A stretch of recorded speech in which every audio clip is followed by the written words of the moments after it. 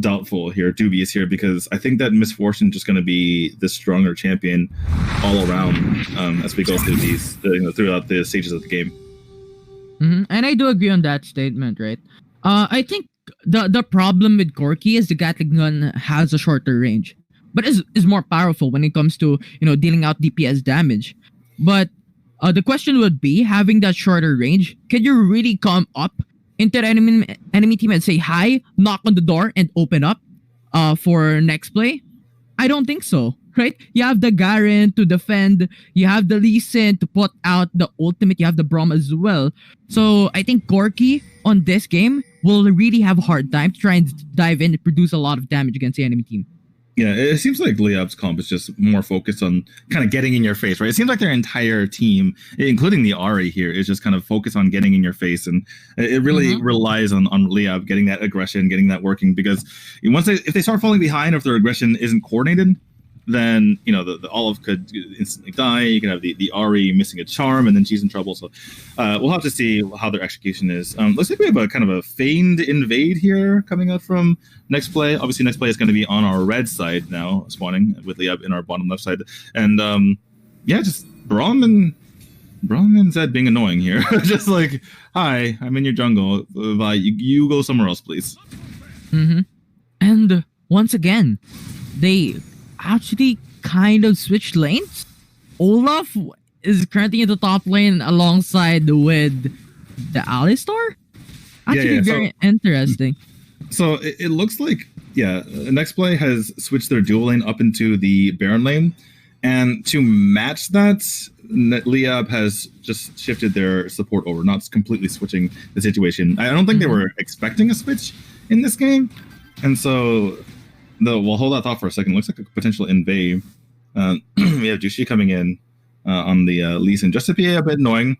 He's already taken his own red, hasn't taken his blue quite yet here, and they're going to go ahead and settle for the Rift Scuttler. You can see Vi on your minimap there into her own jungle. We're going to be rotating over that Rift Scuttler as we have a potential. Oh my god, we have a flash coming in, trying to go for this Ahri. The Ahri does go down in the end, so very well ganked here on that mid lane. Although it's really odd for me, right? You have a double melee champions in the top lane trying to go up against a Misfortune, which is a ranged champion. So I don't think it's something that's very ideal, but I think it's necessary since you have the Brawl for the side of NEXPLAY, which would really make Corki's life very, very hard. So I think it's just a forced type of readjustment for the side of NEXPLAY Esports on this game number 2. Yeah, exactly. NEXPLAY just kind of forcing LIYAB's hand here and very astutely putting Misfortune in that side. Actually, the blue gets stolen out here, and that means that Jushi has his ultimate available. The flash comes from Olaf, but I don't think it's going to be enough here. And down goes Olaf. That is another kill to the side of NEXPLAY, as NEXPLAY are absolutely dominating in the start of this game. And now with that, they're trying to revolve around the top lane, get some objectives. We have seen this in game 1. They're trying to repeat what they've done in game 1 to game number 2. Oh my goodness. Yeah, I'm sorry. I was a bit distracted as well, thinking about what NEXPLAY was doing. But as we were talking about that, we have Gambit on the Corki nearly taking out the Zed there. And that was too close for comfort. Try to finish him off with that ability, but misses far to the right as able to juke that out. Taking a look at this here, just Olaf. Ooh. But that's one of those situations. This is exactly why LIYAB was playing so passively in the first game, right? Because that can happen. The snowball can start, and unfortunately, LIYAB trying to play less passive, but this is what can happen to you when you're taking risks. And that is also the problem with the Lee Sin, right? You have the power spike onto level 4. When you have the ultimate, you can just kick people off and get that secured kill for your team. And that is the importance of the levels. That is the importance of individual power spikes by your team. So the knowledge on this individual champion is going to be very important as well. Wait, what in the world? So Alistar tried to get the bump onto the Misfortune, but Misfortune went to the bush at the exact right moment, which means Alistar bumped a mere minion. Oh, it looks like LIYAB, it's getting to their heads, it seems like, here in Infinity. They are not playing to their potential. And I do agree. And with Corki returning back to the base, this opens up NXP for that Infernal Drake, which is going to be very important as well. And considering that Olaf is on the top lane, it's going to be the member advantage coming to the side of NXP. Ooh. Sorry, I was looking at the mid lane there, and Zed actually took out the Ahri in that mid lane. She actually, I think she may have used her flash as well. We have a big engage here onto the Alistar, nearly falling, and Garen able to take her out in the end. Corki, can he get the kill? Flash forward from the members of NEXTPLAY in order to save him, and they take him out. Somehow Garen lives through that, and we have a 5-1 in the overall kill count, a 5k gold lead, and the Dragon going over to NEXTPLAY. Yeah, the fancy footwork from NXP, specifically that Garen was on point. And of course, the heal of Uzi from that misfortune was also perfect to save that Garen's life. In addition to getting the Infernal Drake, they've gotten 2 kills as well for their team. So what more can you ask? That is already going to be putting 5k gold lead to the side of NXP. That just shows, you know, how NEXTPLAY. Oh my goodness, hold that thought for a moment there. Is he gonna die? Olaf so close. He's gonna get away in the end. But I believe that Garen was simply zoning out the Alistar, right? He was just pushing him away. And he's like, wait a second, you're really low. I could just kill you. So he goes in for the kill. He probably calls for his team to come help him as the Corki is chasing him down, and his team is there to help him out and pick up a bro. As NEXTPLAY is really snowballing this one now. Yeah, so now I think LIYAB Esports needs to think, what are we gonna do next? What are you gonna do next? Because at the moment, NXP is just going in for that dominant place. And considering that we're in just 6 minutes of the game, they've taken 2 turrets down and they've taken 5k gold lead in their favor. In addition to the infernal buff for their team, which is gonna put more damage to the side of NXP. All right, well, lots of damage coming on here to the Garen as they're trying to push the opponent away near this Rift Herald. I'm kind of curious about how both teams going to go. For all 5 members of LIYAB are in the area. They jump here onto the Misfortune, but Brawl, is able to help him out. Actually, Olaf is extremely so too is Alice. I can't even hang on to the fight. Corki goes down, so too is the Olaf. And they are on the warpath. NEXTPLAY is pushing in onto LIYAB. The Ahri goes down. Deep is the Zed. Is the Brawl getting bloodthirsty? Oh my goodness. He's trying to go down onto this Vi. Gets saved maybe at the last moment. The Lee is able to save him. The Zed eventually does go down to the tower as he was unable to treat after being a little bit too deep against the Vi, but still, in the end, pretty much worth it here if you are NEXTPLAY, as they gain another heap of kills and only lose 1 in the process. They also take down, I believe, 1 or 2 towers there. That wasn't really the optimal for NXP. And you can argue with me, but I think that Zed could potentially go for the split push instead into the bottom lane, because 4-man from NXP onto that Rift Herald pit was already dominating LIYAB, and they were really low. And yes, that is potential for, you know, the ace to not come through for NXP, but that is in favor of, you know, getting 2 turrets instead. Well, we have another skirmish coming out here. I'm not really sure LIYAB wants to be able to take this fight. Zed trying to get away, but they are helping out their buddy as the Olaf gets extremely low. He gets taken out in the end. But on the other side of the fight, actually 2 kills go over. Excuse me, 3? Wait a second. Yeah, 3 kills go over to LIYAB.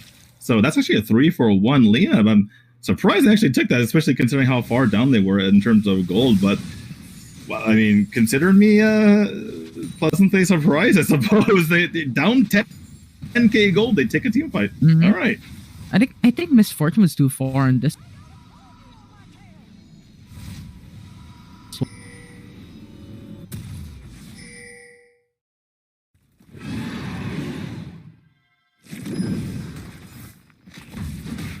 Dragon has spawned. Are we back? I believe we are back. Yeah, we are back. So I think it was just a scatter play from NXP that put them at a disadvantage against LIYAB, and they secured the charm onto that Lee Sin, which puts the ultimate of Lee Sin, or the single targeted CC potentials of Lee Sin, gone for the side of NXP. So I think that gave them the advantage. Well, it looks like LIYAB is really getting aggressive here, trying to push through this mid lane. You can see on your mini-map that the Zed and the Lee Sin were kind of split pushing there. 5 members go with the mid, 5 members go back and retreat. Obviously, Zed could be in a bit of trouble, but he's a bit probably too slippery to be able to get caught here. The Riptail gets pushed to the mid, and oh my goodness, Braum gets taken out in a matter of seconds. Usually don't say that about Braum. He's usually one of the most stinky heroes in the game, but here we go with NEXPLAY pushing forward. Big ball time coming out, and there's the ult coming out from Zed, but he gets taken down. In the meantime, so many members of LIYAB low there, but Lee Sin gets taken out as well. Garen is on the run. Can he get out in time? No, he gets taken down too. What is happening? A complete overextension here from NEXPLAY. They take out one but lose 3-3 in the process of that fight. Yeah, I actually think it was 4. I think Braum died as well from LIYAB a while ago. He was the first one, and once again, I think long ago, yeah.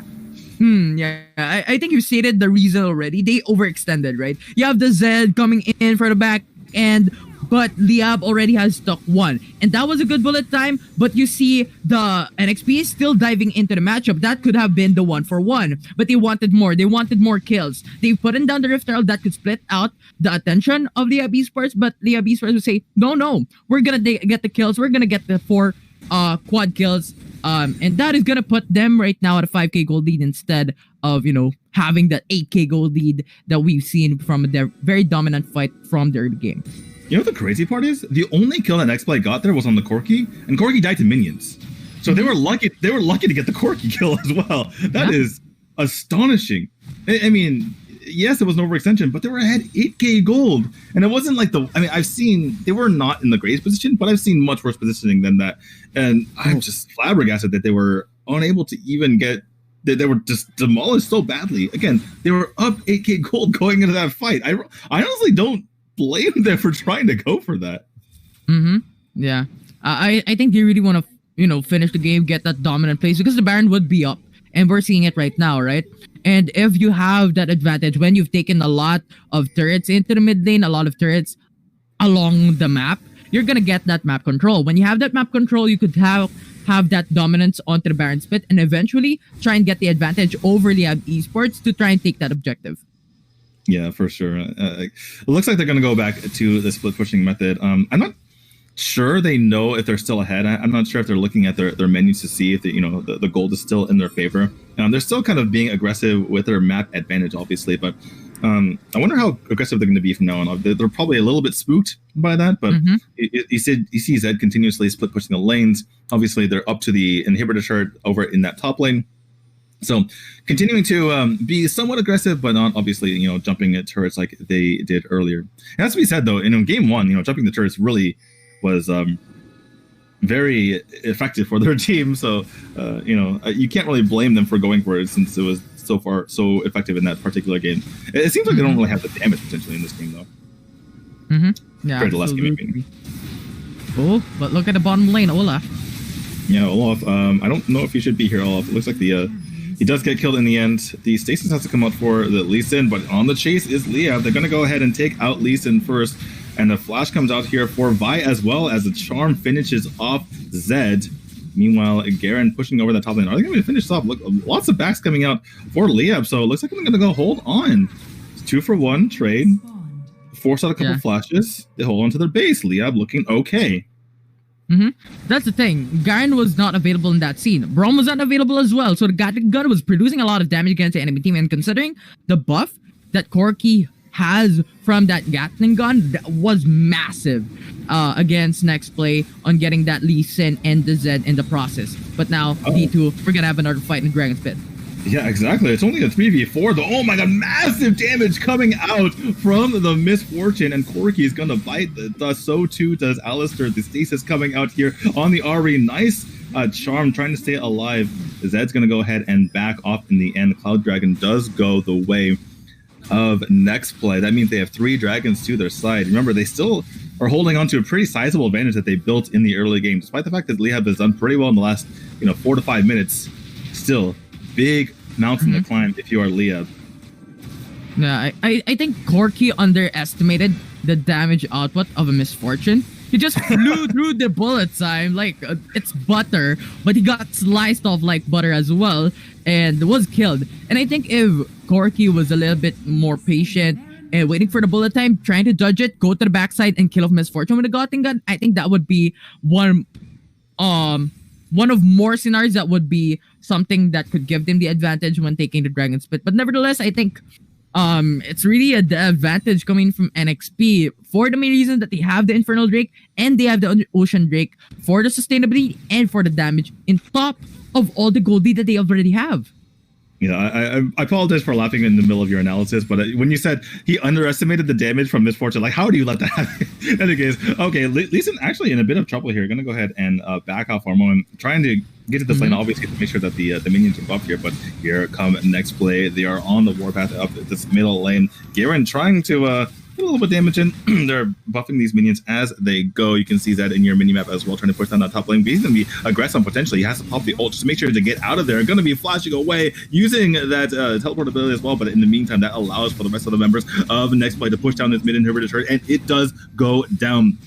Zed actually coming back. You can see in your minimap he's coming back as well. In that top lane, he's like not afraid at all of that situation. Gets a little honey fruit to his name as well to make sure to keep alive. But that means in this bottom lane, the next place is going to be pushing down on this inhibitor turret. It's going to be a 4v4 situation. Can LIYAB hold on? Oh my goodness, nice charm on the Brawl. He does go down. Big ball time comes out as well here from the Misfortune. Are they able to finish off this turret that's getting extremely low? Oh my god! Baited into the fountain, and Lee Sin goes down. But they do pick up the turret. They pick up the top inhibitor turret as well. So despite Vi's fine plays, Next Play, all inhibitor turrets down. I think that was already investment, right? Lee Sin died, Braum died, but they've opened up the base, literally opened it up. 3 inhibitor turrets is gonna fall down for the side of LIYAB Esports. But Zed! What are you doing, buddy? Just playing with his food at this point. It's, you know, I can't really blame him. Next Play, they lose 3 members, including that Zed, but they're up 12k gold. They've downed all 9 towers of their opponents. They still have 7 towers of their own. There's no objectives up, no dragon, no baron. This is certainly their game to lose, no matter how you slice it.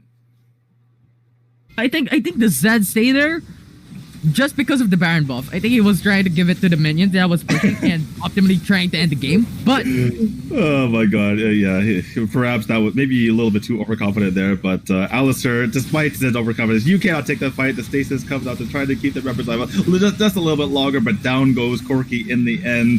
Garen spitting to win. More members falling. Braum just has a big fat shield. It's like, you can't get me. Actually, the GA is popped here on our Lisa as well. They're just juggling tower shots at the moment, and that is going to be game number 2. Next Play, dominant fashion, 2-0 LIYAB Esports. That game was like back and forth. But I think kinda.